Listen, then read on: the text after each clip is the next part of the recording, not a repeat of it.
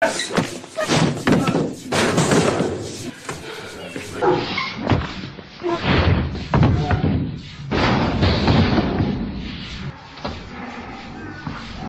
poro sedulur, ketemu lagi dengan saya, Parmin. Dan saya, Siti. Siti, kali ini kita akan membahas film tentang perilaku pembulian di sekolahan. Apakah kamu setuju?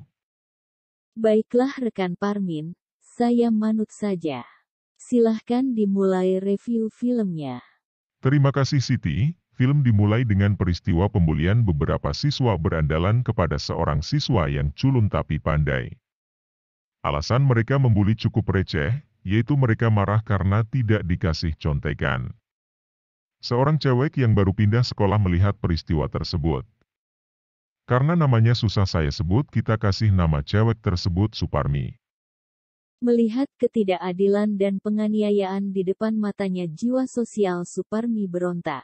Suparmi merekam aksi wewenang-menang para pembuli tersebut. Melihat ada yang merekam aksi pembulian mereka, tentu saja mereka marah.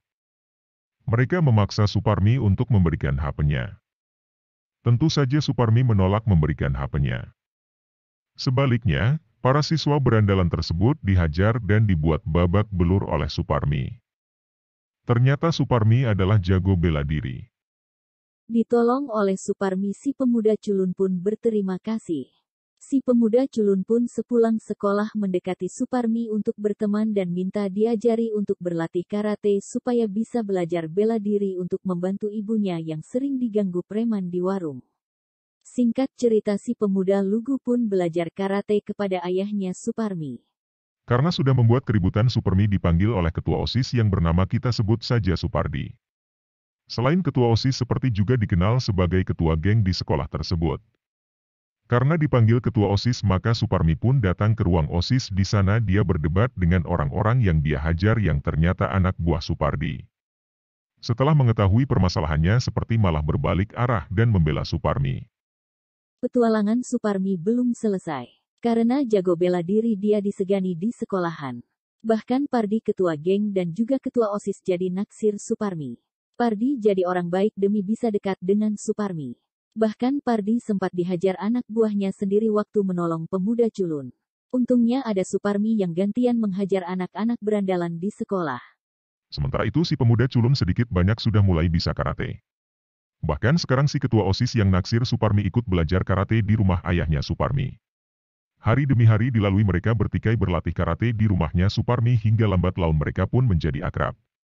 Meskipun Supardi suka dengan Suparmi, tapi dia tidak berani mengungkapkan perasaannya kepada kami sehingga mereka hanya bisa berteman saja. Sementara Sukarni sepertinya juga tidak menaruh hati dengan Pardi. Hingga pada suatu hari salah satu anak buah Pardi mengatakan bahwa sekarang sekolah mereka sudah dikuasai oleh geng lain.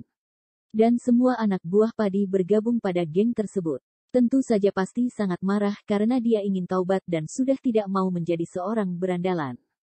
Pardi pun bertarung dengan anak buahnya sendiri. Puncaknya para anggota geng di sekolahan menyekap Suparmi dan menjadikan Suparmi sebagai sandera. Mengetahui Suparmi ditangkap oleh para anggota geng, maka si anak culun yang sudah jago berkelahi segera menghubungi ketua OSIS Supardi.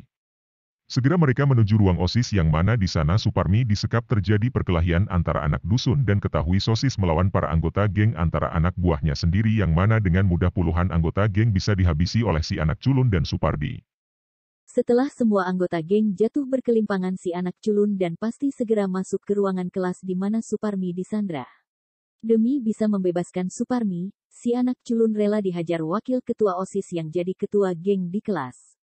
Sementara Pardi membebaskan Suparmi. Gantian setelah seperti bebas di kepala geng dihajar habis-habisan oleh Suparmi. Singkat cerita, mereka bertiga pun memenangkan pertarungan tersebut dan film pun tamat. Salam.